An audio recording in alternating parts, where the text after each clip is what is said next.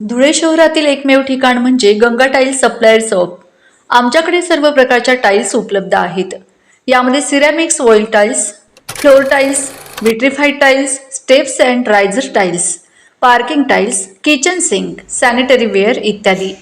आपल्याला परवडणार अशा दरात आमच्याकडे टाइल्स उपलब्ध आहेत. यासाठी एकदा अवश्य भेट द्या. पत्ता Ganga tiles supplier shop, 405 micro tower, Wadjai road, Dhule. Mobile number 70 574 83 849.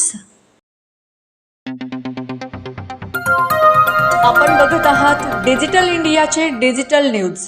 ठाम मत मराठी न्यूज. नमस्कार. आजच्या ठळक बातम्या.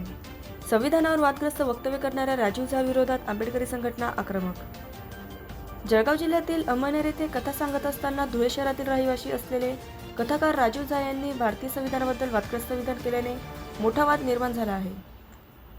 लोक म्हणतात संविधानाने सर्वांना समान हक्क दिले, पण मी म्हणतो संविधानाने सर्वांना तुकड्या तुकड्यात वाटले, असे वक्तव्य त्यांनी कथा सांगत असताना केले आहे. या विधानानंतर धुळे शहरातील आंबेडकरी संघटना चांगल्याच आक्रमक झाल्या असून राजीव झा यांनी केलेल्या वक्तव्याविरोधात संताप व्यक्त केला जात आहे.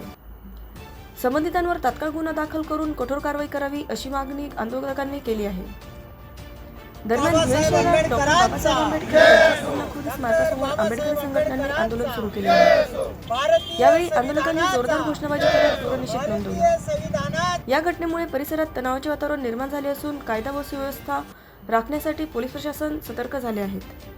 ठाम मत मराठी न्यूजसाठी सोपान देसले, धुळे. काल दिनांक 25 तारखेला अमळनेर या ठिकाणी राजीव झा हा बंधुभावा या ठिकाणी याचं कीर्तन होतं. त्या कीर्तनामध्ये त्याने 4 वर्णव्यवस्था सांगितली: ब्राह्मण, वैश्य, क्षत्रिय आणि शूद्र.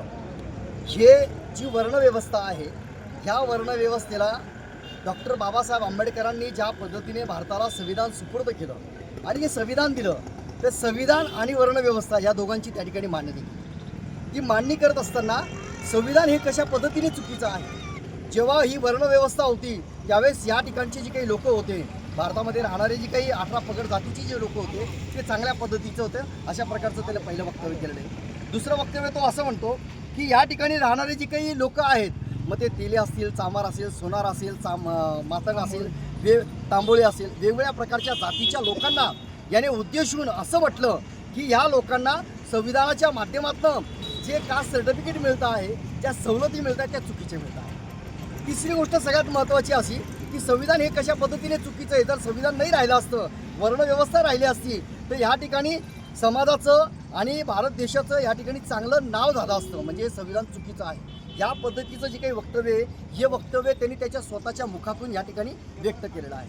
म्हणून संविधान चुकीचं आहे. संविधानासाठी विश्वरत्न डॉक्टर बाबासाहेब आंबेडकरांनी स्वतःचे 4 मुलं या ठिकाणी वाईट टाकली. त्यांची 4 मुलं एक्सपायर झाले आणि आज या समाजावर, फक्त विशिष्ट एका जातीच्या समाजावर विश्वरत्न डॉक्टर बाबासाहेब आंबेडकरांनी संविधान लिहिलं नाही.